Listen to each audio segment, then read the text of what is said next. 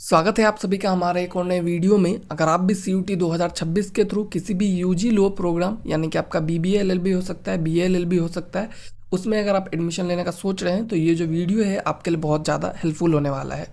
इसमें हम आपको लो का जो एडमिशन होता है उसके लिए क्या एग्जाम पैटर्न रहेगा, आपका सिलेबस किस टाइप से रहता है और टॉप लो कॉलेजेस कौन कौन से हैं, उनका स्पेसिफिक एलिजिबिलिटी भी हम लोग बताएंगे at the end of the video.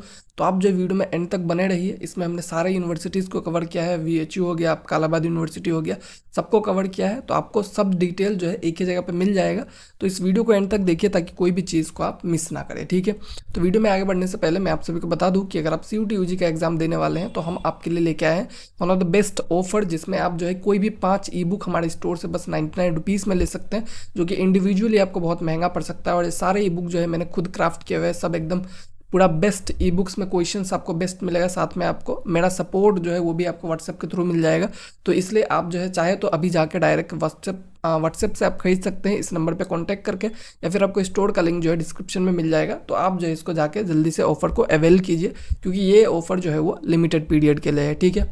तो चलिए वीडियो में आगे बढ़ते हैं और देख लेते हैं सबसे पहले CUET UG एग्जाम जो है वो क्या होगा। इन जनरल लोगों को पता होगा, बट अगर आप डायरेक्टली लो करने का सोच रहे हैं आपको नहीं भी पता हो सकता है, ठीक है। तो CUET जो है आपका कॉमन यूनिवर्सिटी एंट्रेंस टेस्ट है, ये आपको पता होगा।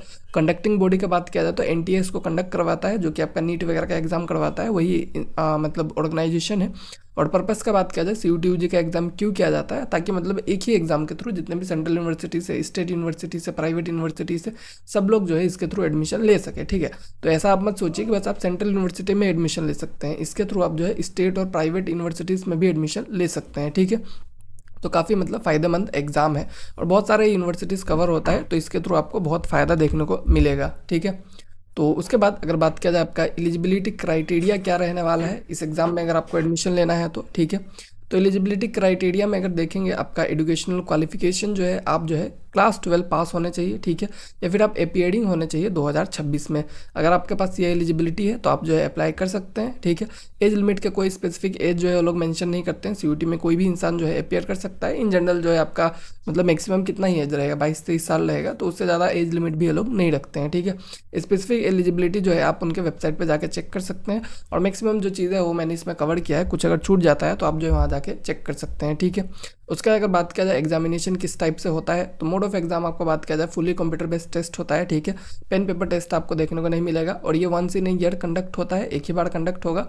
और एग्जाम शेड्यूल का बात किया जाए तो मल्टीपल शिफ्ट में कंडक्ट किया जाता है। जैसे कि अगर आपने 5 सब्जेक्ट सेलेक्ट किया है तो वो सब एक ही दिन में नहीं होगा, आपका अलग अलग डेज पे अलग अलग सब्जेक्ट्स जो है आपको कंडक्ट करते हुए देखा जाएगा, ठीक है।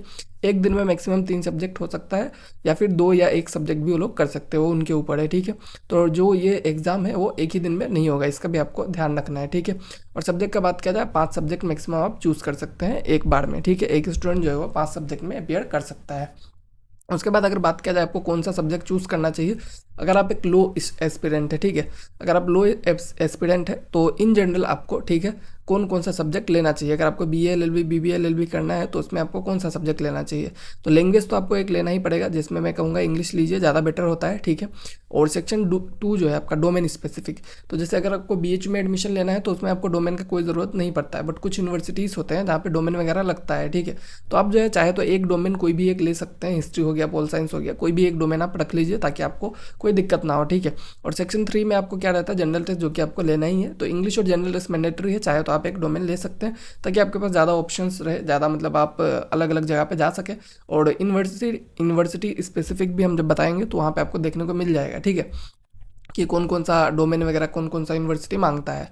उसके बाद क्या है, मार्किंग स्कीम कैसा होता है, तो जो आप एग्जाम देंगे उसमें पर सब्जेक्ट, ठीक है, जैसे कि इंग्लिश और जनरल टेस्ट, तो हर सब्जेक्ट में 50 क्वेश्चंस रहेगा, और उसके बाद आपको उस 50 क्वेश्चंस को करने के लिए 60 मिनट्स का टाइम जो है वो दिया जाएगा आपको, ठीक है। और मार्किंग का बात किया जाए, करेक्ट आंसर पे +5 और इनकरेक्ट आंसर पे -1, तो 1 सब्जेक्ट का जो आपका मार्क्स हो जाता है वो 250 हो जाता है, ठीक है। तो पर सब्जेक्ट आपको 250 मार्क्स देखने को मिल जाता है।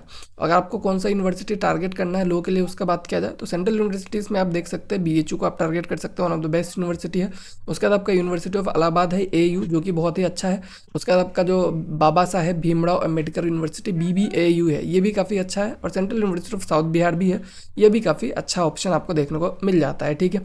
और उसके बाद स्टेट और अदर यूनिवर्सिटीज़ में आपको GGSIPU देखने को मिल जाता है, इंद्रप्रस्थ यूनिवर्सिटी जो कि आपका दिल्ली में है, जो डेव है इंदौर में है, ठीक है।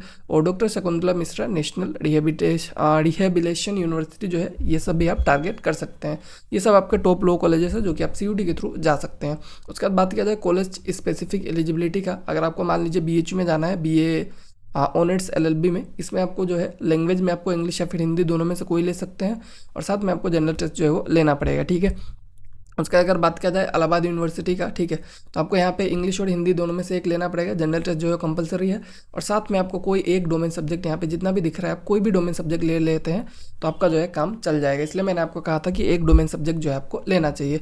उसका अगर बात किया जाए BBAU का, तो ठीक है, BBAU जो है आपका बाबा साहेब भीमराव अम्बेडकर यूनिवर्सिटी, तो यहाँ पे आपको BBA LLB का कोर्स देखने को मिलता है, BA LLB नहीं मिलता है। तो यहाँ पे आपको एक लैंग्वेज जो है कोई भी चूज़ कर लेना है, ठीक है। और उसके बाद डोमेन सब्जेक्ट में भी आपको एक डोमेन लेना पड़ेगा, यहाँ पे जनरल टेस्ट आपसे नहीं मांगा जा रहा है, ठीक है। तो डोमेन सब्जेक्ट में आपको क्या लेना है, computer science, eco, geography, history, pol science, कोई भी आप लेंगे तो आपका चल जाएगा, ठीक है। तो इस तरह से मतलब आप जो है यहाँ पे लेना पड़ेगा आपको, ठीक है। तो ये हो गया आपका मतलब कॉलेज स्पेसिफिक एलिजिबिलिटी कि आपको कौन सा में कौन सा सब्जेक्ट्स लेना पड़ेगा, ठीक है। तो ये चीज़ आपको समझ में आ चुका होगा। और उसके बाद मैं फिर से आपको बोल देता हूँ कि अगर आप CUT का प्रिपरेशन कर रहे हैं तो ये जो ऑफर है आपके लिए है, और ये जो ऑफर है बहुत लिमिटेड टाइम के लिए है, तो जल्दी से आप जाके मैसेज कर सकते हैं या फिर डायरेक्ट वेबसाइट को विजिट कर सकते हैं। Thank you.